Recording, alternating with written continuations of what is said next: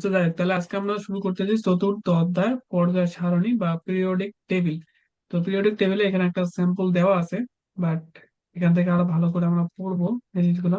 তো দেখো, আমরা প্রথমে ইতিহাস একটু পড়ে নিই। ইতিহাস পাতিহাস না পড়লে কি ইন্টারেস্ট আসবে না মেইনলি পড়াশোনার। এখানে বলছে কি যে 2016 সাল পর্যন্ত পৃথিবীতে মোট 118টি মৌলিক পদার্থ আবিষ্কৃত হয়েছে। তাহলে এখান থেকে একটা জিনিস মনে রাখবো অবশ্যই, যে আমাদের বর্তমান পর্যন্ত আমাদের মোট যে মৌল আবিষ্কৃত হয়েছে সেটা হলো 118টি। তো রসায়ন অধ্যয়ন এবং গবেষণার জন্য সবকটি মৌলের ভৌত এবং রাসায়নিক ধর্ম সম্পর্কে ধারণা থাকা প্রয়োজন। অর্থাৎ যেহেতু আমরা রসায়ন নিয়ে পড়াশোনা করতে চাই, তাহলে এই যে 118টা যে মৌল আছে, এই 118টা মৌলের আমাদের ভৌত এবং রাসায়নিক ধর্ম সম্পর্কে ভালো ধারণা থাকা প্রয়োজন। তো এরপর কি আমাদের বলছে যে মৌলিক পদার্থগুলোর মধ্যে কিছু মৌলিক পদার্থ একই রকম ধর্ম প্রদর্শন করে। কিছু যে পদার্থগুলো আছে সেগুলো একই ধর্ম প্রদর্শন করে। আহ, যে সকল মৌলিক পদার্থ একই রকম ধর্ম প্রদর্শন করে তাদেরকে একই গ্রুপে রেখে সমগ্র মৌলিক পদার্থের জন্য একটি ছক তৈরি করার চেষ্টা দীর্ঘদিন থেকেই চলছে। অনেক শত বছর ধরে বিভিন্ন বিজ্ঞানের প্রচেষ্টা অনেক পরিবর্তনের ফলে আমরা মৌলগুলো সাজানোর এই ছকটি পেয়েছি, যেটা পর্যায় সারণী বা পিরিয়ডিক টেবিল নামে পরিচিত। এই পর্যায় সারণী রসায়নের জগতে বিজ্ঞানীদের এক অসামান্য অবদান। তো যাক, এখানে যেগুলো বলছে এগুলো লাইন বাই লাইন পড়ানোর কিছু নাই। আমার পিরিয়ডিক টেবিল মেইনলি কি সেটা একদম ডিরেক্টলি পড়াশোনার ঢুকি, ঠিক আছে। তাহলে এখানে বলছে কি যে মানুষ প্রাচীনকাল থেকে বিক্ষিপ্ত ভাবে পদার্থ এবং তাদের ধর্ম সম্পর্কে যে সকল ধারণা অর্জন করেছিল পর্যায় সারণী হচ্ছে তার একটি সম্মিলিত রূপ। মানে এক একজন বিজ্ঞানী এক এক ধরনের মনে করো যে মতবাদ রাখছিল, সবগুলা মতবাদ নিয়ে একটা মনে করো নির্দিষ্ট একটা ইয়ে তৈরি করে। সেটাকে বলা হচ্ছে আমাদের কি পর্যায় সারণীর সম্মিলিত রূপ, সেটা হচ্ছে আমাদের কি পর্যায় সারণী। তো এখানে বলতে যে পর্যায় সারণীর একজন বিজ্ঞানী একদিনের পরিশ্রমের ফলে তৈরি হয়নি, অনেক বিজ্ঞানী অনেক দিনের অক্লান্ত পরিশ্রমের ফলে আজকের এই আধুনিক পর্যায় সারণী তৈরি হয়েছে। এখানে কিছু এমসিকিউ আছে, আমাদের এমসিকিউ গুলো একটু মনে রাখতে হবে। এখানে একটা সাল দেওয়া আছে 1789 সালে ল্যাবোয়িশিয়ে oxygen, nitrogen, hydrogen, phosphorus, mercury, zinc এবং সালফার ইত্যাদি মৌলিক পদার্থ ধাতু এবং অধাতু দুই ভাগে ভাগ করে। তাহলে আমাদের প্রথম একদম ফার্স্টে যে ধারণা দেয় সে বিজ্ঞানীর নাম কি? সেই বিজ্ঞানীর নাম হচ্ছে। তারপর দেখো বলছে কি এখানে যে 1829 সালে বিজ্ঞানী ডোবেরেনার লক্ষ্য করেন তিনটি করে মৌলিক পদার্থ একই ধরনের ধর্ম প্রদর্শন করে। তিনি প্রথমে পারমাণবিক ভর অনুসারে তিনটি করে মৌল সাজান। তার মানে এই যে ডোবেরেনার আছে, ডোবেরেনার কিসের ভিত্তি করে আমাদের মৌলগুলো সাজাইছে? পারমাণবিক ভরের উপর ভিত্তি করে, ঠিক আছে। দেখেন না তাহলে কি এই যে ডোবেরেনার 1829 সালে একটা মৌলিক পদার্থের ধর্ম প্রদর্শন করেন, সেটা কিসের উপর ভিত্তি করে? পারমাণবিক ভরের উপর ভিত্তি করে। এটা এমসিকিউ আসতে পারে যে ডোবের আয়নার যে মৌলগুলো সাজান সেটা কিসের উপর ভিত্তি করে? তাহলে অ্যান্সার হবে পারমাণবিক ভরের উপর ভিত্তি করে। এরপর তিনি লক্ষ্য করেন দ্বিতীয় মৌলের পারমাণবিক ভর প্রথম ও তৃতীয় মৌলের পারমাণবিক ভরের যোগফলের অর্ধেক বা তার কাছাকাছি। একে ডোবের আয়নারের তড়িৎ সূত্র বলে। তো এখানে সূত্রটা একটু মনে রাখবা, যদি পরীক্ষায় আসে যে ডোবের আয়নারের ত্রয়ী সূত্র কাকে বলে, তাহলে এখান থেকে লিখবা যে তিনি লক্ষ্য করেন দ্বিতীয় মৌলের পারমাণবিক ভর প্রথম এবং তৃতীয় মৌলের পারমাণবিক ভরের যোগফলের অর্ধেক বা তার কাছাকাছি, ঠিক আছে। তো আমরা যদি একটু উদাহরণটা দেখি তাহলে এই জিনিস একদম ক্লিয়ার হতে পারবো যে বিজ্ঞানী ডোবেরানার ক্লোরিন, ব্রোমিন এবং আয়োডিনের আহ, প্রথম ত্রয়ী মৌল হিসেবে চিহ্নিত করেন। তাহলে আমাদের বলছিল কি যে এই যে এখানে তিনটা মৌল আছে, এটা হচ্ছে প্রথম মৌল, এটা হচ্ছে দ্বিতীয় মৌল, এটা হচ্ছে তৃতীয় মৌল। উনি বলছে যে প্রথম মৌল এবং তৃতীয় মৌলের যে পারমাণবিক ভর আছে এই দুইটার যে যোগ করে যে আমাদের গড় মানটা পাবো সেটা এই যে দ্বিতীয়টার সমান হবে। বুঝতে পারছো? আবার বলতেছি যে প্রথম, তাহলে যেটা বললাম যে একদম প্রথমে যে বিজ্ঞানীটা আমাদের পদার্থ সারণী নিয়ে কাজ করেন তার নাম হলো ল্যাভোইশিয়ার। ল্যাভোইশিয়ার কি করছে যে oxygen, nitrogen, hydrogen, phosphorus, mercury, zinc এবং সালফার ইত্যাদি মৌলিক পদার্থগুলোকে ধাতু এবং অধাতু দুইটা ভাগে ভাগ করেন। তাহলে আমরা এখান থেকে একটা জিনিস নোট করতে পারি, সেটা হলো যে ল্যাভোইশিয়ার যে পদার্থগুলো পায় সেই পদার্থগুলোকে দুই ভাগে ভাগ করে, একটা হচ্ছে ধাতু আর একটা হচ্ছে অধাতু। তো ল্যাভোইশিয়ার সময় থেকেই মৌলগুলো বিভিন্ন ভাবে ভাগ করার চিন্তা ধারণা শুরু হয়, যেন এই মৌলিক এই ধরনের মৌলিক পদার্থগুলো একটি নির্দিষ্ট ভাগে থাকে। যেখানে বলছে যে 1829 সালে বিজ্ঞানী ডোবেরানার লক্ষ্য করেন তিনটি করে মৌলিক পদার্থ একই রকম ধর্ম প্রদর্শন করে। এখানে বলছে কি যে তিনটি মৌল একই ধর্ম প্রদর্শন করেন। তিনি প্রথমে পারমাণবিক ভর অনুসারে তিনটি করে মৌল সাজান। তাহলে এখানে অবশ্যই একটা এমসিকিউ আসবে যে পারমাণবিক ভরের উপর ভিত্তি করে ডোবেরানার একটা সূত্র দেন। প্রশ্ন আসবে যে কিসের উপর ভিত্তি করা, তাহলে মনে রাখবা সেটা হচ্ছে পারমাণবিক ভর অনুসারে, ঠিক পারমাণবিক। আছে। হুম। এরপর আসো যে এরপর তিনি লক্ষ্য করেন দ্বিতীয় মৌলের পারমাণবিক ভর প্রথম ও দ্বিতীয় মৌলের পারমাণবিক ভরের যোগফল অর্ধেক বা তার কাছাকাছি। একে ডোবেরানের ত্রয়ী সূত্র বলে। তো পরীক্ষা আসতে পারে যে ডোবেরানের ত্রয়ী সূত্র কি, ব্যাখ্যা করো। তাহলে তুমি লিখবা কি যে এতটুকু লিখবা যে দ্বিতীয় মৌলের পারমাণবিক ভর প্রথম এবং তৃতীয় মৌলের পারমাণবিক ভরের যোগফলের অর্ধেক বা তার কাছাকাছি, ঠিক আছে। এটা হচ্ছে তার ডোবেরানের ত্রয়ী সূত্র। তো এতটুকু লিখলে হবে মানে? এটা বলা লাগবে না দ্বিতীয় তৃতীয় মৌল এইভাবে আসলো কিভাবে? এই যে আমরা এই যে পরের লাইনে পড়তেছি। না মানে আমি বলতেছি, এর উপরের লাইনটা উল্লেখ করা লাগবে না কি, যে তিনি প্রথমে পারমাণবিক ভর অনুসারে তিনটি করে মৌল সাজান, এটা উল্লেখ করা লাগবে না? এটা লিখতে লিখতে পারো, যদি তোমার শুধুমাত্র ক নম্বরের জন্য আসে তাহলে লেখার দরকার ও নেই, ওটুক লিখলেই হবে। আর যদি খতে আসে 2 মার্কের তাহলে আর কি প্রথম থেকে লিখি, ঠিক আছে। মার্কের উপর ভিত্তি আচ্ছা। করে তোমার অ্যান্সার লিখতে হবে। তো এরপর দেখো এখানে বলছে কি যে বিজ্ঞানী ডোবেরানের ক্লোরিন ব্রোমিন এবং আয়োডিনের আহ কি বলছে যে, বলতে যে কি বিজ্ঞানী ডোবেরান ক্লোরিন প্রথম ব্রোমিন এবং দুইটা আয়োডিনকে মৌল প্রথম চিহ্নিত ত্রয়ী করে। মৌল হিসেবে চিহ্নিত করেন। তাহলে এখানে কি বলছে, ক্লোরিন ব্রোমিন এবং আয়োডিন। তো আমরা জানি যে ক্লোরিনের ভর হচ্ছে 35.5, আর ব্রোমিনের ভর কত, ব্রোমিনের ভর 80, আর আয়োডিনের ভর হচ্ছে 127। তো একটা কাজ করো যে তুমি 135 আর 100 সাথে যোগ করে 2 দ্বারা ভাগ দাও। দেখো এই 80-র কাছাকাছি একটা মান আসবে, ঠিক আছে। 80 বা 81 এরকম কাছাকাছি একটা মান আসবে। এটাই বলছে যে আমাদের যে দ্বিতীয় মৌলের পারমাণবিক ভর প্রথম এবং দ্বিতীয় মৌলের যোগফলের অর্ধেক বা তার কাছাকাছি। বুঝতে পারছো সূত্রটা? সূত্রটা কি? সূত্রটা হচ্ছে যে দ্বিতীয় মৌল, এটা হচ্ছে দ্বিতীয় মৌল, এই দ্বিতীয় মৌলের যে পারমাণবিক ভরটা আছে এই ভরটা প্রথম মৌল এবং এই তৃতীয় মৌলের তৃতীয়। ভরের যোগফলের অর্ধেক বা তার কাছাকাছি। এটা হচ্ছে আমাদের কি ডোবেরানের ত্রয়ী সূত্র। মানে অন্য যে মৌলগুলো আছে এই মৌলগুলা এই যে সূত্রটা আছে এই সূত্রটা মেনে চলে। তাহলে যদি এমসিকিউ তে আসে তাহলে এটা একটু খেয়াল করবা যে ক্লোরিন ব্রোমিন এবং আয়োডিন এই তিনটা নিয়ে প্রথম আমাদের কি ত্রয়ী সূত্র দেন ডোবেরানের। এরপর আসা আমাদের 1964 সাল পর্যন্ত আবিষ্কৃত মৌলসমূহের জন্য নিউল্যান্ড অষ্টক তত্ত্ব নামে একটি সূত্র প্রদান করেন। তো এখানে কি এমসিকিউ তে আসতে পারে যে আমাদের অষ্টক তত্ত্ব কে দেয়? অষ্টক তত্ত্ব দেয় হলো আমাদের বিজ্ঞানী নিউল্যান্ড। এটা একটু মার্ক করে নাও। তো এখানে বলছে হ্যাঁ। যে এই সূত্র অনুযায়ী মৌলসমূহকে যদি পারমাণবিক ভরের ছোট থেকে বড় অনুযায়ী সাজানো হয় তবে যে কোনো একটি মৌলের ধর্ম তার অষ্টক মৌলের ধর্মের সাথে মিলে যায়। এই এখানে তেমন কিছু নেই, লাইনটা একটু জাস্ট মনে রাখো, যদি পরীক্ষায় আসে তাহলে ওই লাইনটাই লিখে দিবা। এরপর আসো আমাদের মোস্ট ইম্পর্টেন্ট যে জিনিসটা, কেন বলছে কি যে 1869 সালে রাশিয়ান বিজ্ঞানী মেন্ডেলিভ, এই মেন্ডেলিভ নামটা অনেক মনে রাখবা, কারণ আমাদের মেইনলি যে পর্যায় সারণী সেটা শুরুই করছেন হলো আমাদের বিজ্ঞানী মেন্ডেলিভ। তো মেন্ডেলিভ কি করছে যে সকল মৌলের ধর্ম পর্যালোচনা করে একটি পর্যায় সূত্র প্রদান করেন। সূত্রটি হলো তাহলে মৌলসমূহের ভৌত এবং রাসায়নিক ধর্মাবলী তাদের পারমাণবিক ভর বৃদ্ধির সাথে পর্যায়ক্রমে পরিবর্তিত হয় বা আবর্তিত হয়, ঠিক আছে। লাইনটা অবশ্যই মনে রাখবা যে পরীক্ষা আসতে পারে যে মেন্ডেলিভের সূত্রটা কি। তাহলে মেন্ডেলিভের সূত্র কি যে মৌলসমূহের ভৌত এবং রাসায়নিক ধর্মাবলী তাদের পারমাণবিক ভর বৃদ্ধির সাথে পর্যায়ক্রমে আবর্তিত হয়। এই সূত্র অনুসারে তিনি যখন তখন পর্যন্ত আবিষ্কৃত 63টি মৌলকে 63টি মৌলকে 12টি আণুবীক্ষিক সারি আর 4টি খাড়া কলামের একটি ছকে পারমাণবিক ভর বৃদ্ধি অনুসারে সাজিয়ে দেখান যে একই কলাম বরাবর সকল মৌলগুলোর ধর্ম একই ধরনের এবং একই সারির প্রথম মৌল থেকে শেষ মৌল পর্যন্ত মৌলগুলোর ধর্মের ক্রমান্বয়ে পরিবর্তন ঘটে। এই ছকের নাম দেওয়া হয় পর্যায় সারণী।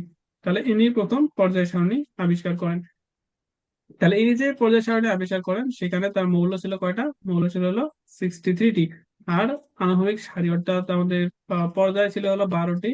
আর খাড়া কলাম হচ্ছে আমাদের 8টি। এমসিকিউতে আসতে পারে যে কি কয় নাম এনার, মেন্ডেলিভ কতটা মৌল সারণী দেন, তাহলে মনে রাখতে হবে 63টি। আর যদি বলে যে কতটা কতটা সারি অথবা কতটা পর্যায় আছে তাহলে বলবা যে 12টা। আর যদি বলে কতটা কলাম থাকে তাহলে বলবো যে 8টি কলাম থাকে। তাহলে এতটুকু বুঝতে পারছো আশা করি। তারপর এবার বলছে কি যে মেন্ডেলিভ পর্যায় সারণীর আরেকটি সাফল্য হচ্ছে কিছু মৌলিক পদার্থের অস্তিত্ব সম্পর্কে সঠিক ভবিষ্যদ্বাণী। অর্থাৎ উনি কিছু জিনিস বলে গেছে, ওই পরবর্তীতে ওই জিনিসগুলা কি সঠিক বের হয়েছে, ঠিক আছে। সে সময় মাত্র 63টি মৌল আবিষ্কৃত হওয়ার কারণে পর্যায় সারণী কিছু ঘর ফাঁকা থেকে যায়। মেন্ডেলিভ এই ফাঁকা ঘরগুলোর জন্য যে মৌলের ভবিষ্যদ্বাণী করেছিলেন পরবর্তীতে সেগুলো সত্য প্রমাণিত হয়। উনি কিছু মনে করছেন আবিষ্কার করছে তো, তো ঘর দিয়েছে অনেক বড়, বাট সে আবিষ্কার করছে 63টা মৌল। এর জন্য কিছু কিছু ঘর সেখানে মাঝখানে কি ফাঁকা থেকে গেছে। উনি কিছু ভবিষ্যদ্বাণী করে গেছে যে এখানকার মৌলগুলো এরকম হবে। পরবর্তীতে ওই যে তার ভবিষ্যদ্বাণী যেটা করে গেছে সেটা কি সঠিক প্রমাণিত হয়। এটাই হচ্ছে তার মেন্ডেলিফের একটা সাফল্য বলতে পারো। তো এখানে আমাদের পর্যায় সারণীটা দেওয়া আছে কিরকম, এখানে এখানকার অর্ধেক দেওয়া আছে, পরের পেজ আর অর্ধেক দেওয়া আছে। মানে এখানকার আসলে খুব ভালো মতো যে বোঝানোর হয়ে সেটা আসলে নাই। আর একটা কথা হ্যাঁ। বলে রাখি যে পর্যায় না সারণী স্যার, মানুষের ওই পরে আরেকটা পেজে মনে হয়, ও না নাই, এইখানে নেই। মানে এখানে অর্ধেক অর্ধেক করে দেওয়া আছে বুঝছো। হ্যাঁ। কেন দেখে ভুল করছে। মানে এখন আমি তোমাকে ভালো মতো বুঝাবো সেটা বুঝাইতে পারতেছি না। আচ্ছা দেখ, আমরা পর্যায় সারণী সম্পর্কে আরো ভালো মতো পড়বো, ঠিক আছে। আপাতত ওটা ওখানে রাখলাম, যখন যেটা দরকার হবে তখন আবার শিখবনি। তো দেখো এখন যদি আমি বলি, কিন্তু বলছে কি যে মেন্ডেলিভের পর্যায় সারণীর কিছু ত্রুটি পরিলক্ষিত হয়। তো সবকিছু তো প্রথম প্রথম একটা জিনিস আবিষ্কার করলে কি পরে ভুল অবশ্যই বের হবে। তো মেন্ডেলিভ যেহেতু একটা পর্যায় সারণী করছে তো সেটা কি একটা ত্রুটি পরিলক্ষিত হয়। যে মেন্ডেলিভ পারমাণবিক ভর অনুযায়ী তার পর্যায় সারণীতে যে নিয়ম অনুযায়ী মৌলগুলো বসিয়েছিলেন, সেই নিয়ম অনুযায়ী যে মৌলের পারমাণবিক ভর কম থাকবে সেই পরমাণু পর্যায় সারণীতে আগে বসবে, এবং যে পরমাণু পারমাণবিক ভর বেশি থাকবে সেই পরমাণু পর্যায় সারণী পরে বসবে। অর্থাৎ এখানে বলছে কি যে মেন্ডেলিভ যে পর্যায় সারণীটা দিছে সেটা হচ্ছে পারমাণবিক ভরের উপর ভিত্তি করে। পারমাণবিক ভরের উপর ভিত্তি করে যার ভর কম সে আগে বলবে, যার ভর বেশি সে পরে বলবে।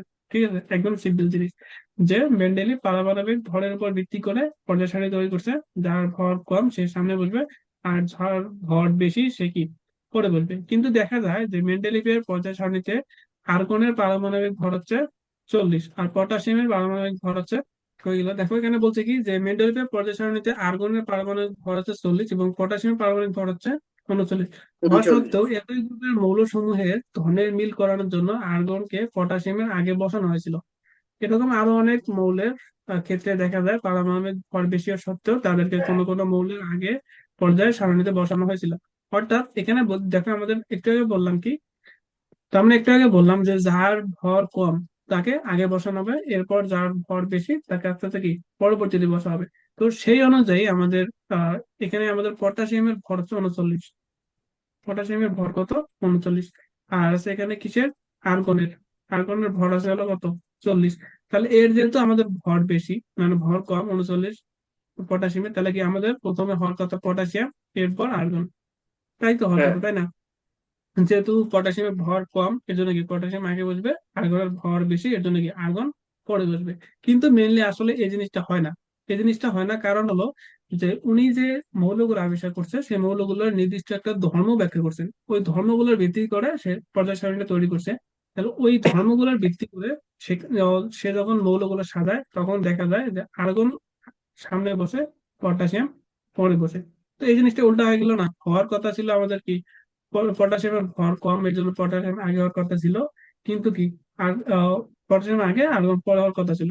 কিন্তু আমাদের মৌলগুলোর যে ধর্ম আছে সেই ধর্ম অনুযায়ী যখন সাজাইতে গেছে তখন কি আর্গন আগে আসতেছে, পটাশিয়াম পরে আসতেছে। এটা হচ্ছে তার একটা কি ত্রুটি।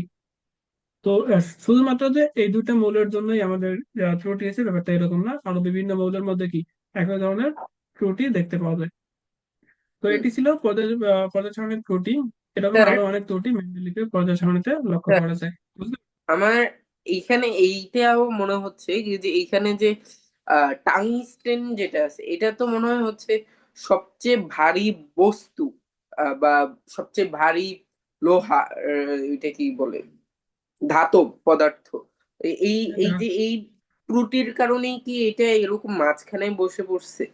মানে টাং আমি শুনেছি টাংস্টেন হচ্ছে যে আহ সবচেয়ে ভারী, এটা কি বলে, ধাতব ও পদার্থ। আচ্ছা।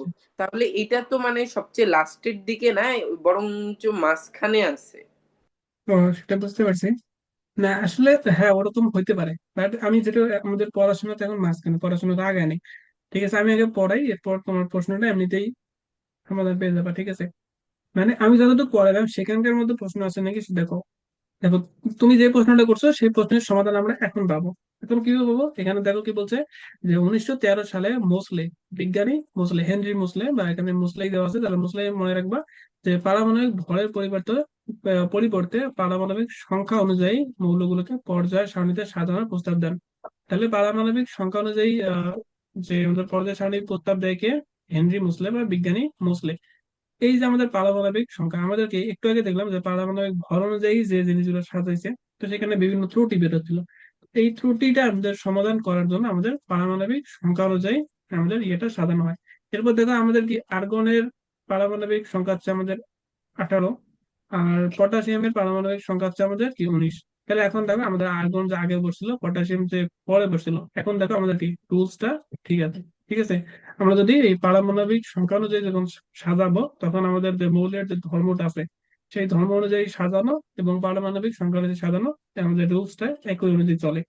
এর জন্য আমাদের ওই যে যেটা বললাম, যে টাংস্টেন, তাহলে এরকম হতে পারে যে টাংস্টেনের আমাদের পারমাণবিক সংখ্যা অনেক কম, এর জন্য কি পারমাণবিক সংখ্যাটা মাঝখানে। আর যাদের পারমাণবিক সংখ্যা অনেক বেশি তারা কি ওই পর্যায় সারণীর শেষের দিকে অবস্থান করে। ঠিক আছে, তারপর এখানে দেখো বলছে কি যে আন্তর্জাতিক রসায়ন এবং ফলিত রসায়ন সংস্থা, এই যে এই নামটা মনে রাখবা, যে international union of pure and applied chemistry, যার সংক্ষেপে IUPAC অথবা ইউপ্যাক বলতে পারো, এখন পর্যন্ত 18টি মৌলিক পদার্থকে শনাক্ত করেছে। তো এখানে যে জিনিসটা মনে রাখতে হবে সেটা হচ্ছে IUPAC অথবা ইউপ্যাক বলতে পারো, এর আমাদের এই যে পুরো নামটা পরীক্ষা আসবে, IUPAC এর পূর্ণ নামটা কি, তাহলে মনে রাখতে হবে যে international union of pure and applied তো কেমিস্ট্রি। রাইট। তো এখন পর্যন্ত 118টা মৌল সে কি শনাক্ত করছে। তো ইউপ্যাক সংস্থাটি আন্তর্জাতিকভাবে রসায়ন আহ, ও ফলিত রসায়নের বিভিন্ন নিয়ম কানুন, ক্রমবর্ধমান ও পরিবর্তনের কোনটি গ্রহণ করা যায় এবং কোনটি বর্জন করা উচিত, এই বিষয়গুলো দেখাশোনা এবং নিয়ন্ত্রণ করে। অর্থাৎ আমাদের কোনটা কোন ধর্মটা আমরা নিব আর কোন ধর্মটা আমরা নিব না, এই জিনিসটা কে পরীক্ষা করে? এটা হচ্ছে আইপিএল। আচ্ছা, এরপর বলছে, আমরা শেষ করবো একটু করে। এরপর বলছে কি যে 118টি মৌলের মধ্যে বেশিরভাগই হচ্ছে প্রকৃতিতে পাওয়া যায়, আর বাকি কিছু মৌল ল্যাবরেটরিতে তৈরি করা হয়। তো মেইনলি মনে করো এখানে আমি যতটুকু জানি যে 98টা মৌল আমরা প্রকৃতিতে পেয়ে থাকি, আর বাকি যে 20টা মৌল থাকে, 118টার মধ্যে 98টা প্রকৃতিতে পেয়ে থাকি, আর বাকি যে 20টা থাকে এই 20টা আমাদের ল্যাবরেটরিতে তৈরি করা হয়। তো এখানে বলছে কি যে ল্যাবে সে মাত্র 33টি মৌল নিয়ে ছক তৈরির কাজ শুরু করেছিলেন। মেন্ডেলিভ 63টি মৌল আবিষ্কৃত মৌল এবং 4টি অনাবিষ্কৃত মৌল নিয়ে পর্যায় সারণী নামে যে ছকটি তৈরি করেছিলেন, বর্তমানে সেটি 118টি মৌলের আধুনিক পর্যায় সারণী হিসেবে প্রতিষ্ঠিত হয়। তাহলে ল্যাবোসি একদম ফার্স্টে শুরু করছিলেন 33টি মৌল দিয়ে। সেটাই মেন্ডেলি ব্যবহার করছে কি, তিনি 63টা মৌল আবিষ্কার করেন, মানে 63টা মৌল নিয়ে একটা ছক তৈরি করেন। 63 না আর কি, 67টা। আচ্ছা, মেইনলি এখানে তিনি আবিষ্কার করেন 63টা মৌল, আবার এই চারটা উনি আবিষ্কার করেনি, বাট উনি বলে দিয়ে গেছে যে এই চারটা এখানে এখানে বসবে। ওই যে কয়েকটা একটু আগে যেটা করলাম, যে ফাঁকা ঘরে যে আমাদের মৌলগুলো উৎপন্ন হয়েছে, এটা হচ্ছে কি 33টা হচ্ছে আবিষ্কৃত এবং 4টি হচ্ছে অনাবিষ্কৃত মৌল। এবং ওই যে আমাদের মৌলগুলো বাড়তে বাড়তে এখন পর্যন্ত হয়ে গেছে কয়টা, 118টা মৌল। এর মধ্যে আমরা 98টা পাই হলো প্রকৃতিতে, আর 20টা হলো ল্যাবরেটরিতে উৎপন্ন করা হয়। তো যাই হোক, আমার গলা তো একদম মনে করো যে বসে গেছে সারাদিন রোজা রেখে। কতটুকু বুঝাইতে পারছি জানি না, আশা করি বুঝাইতে পারছি। যদি অসুবিধা হ্যাঁ, থাকে তাহলে আমরা নেক্সট দিন পড়া মানে, তাহলে আমার পড়া কালকে নাই নাকি?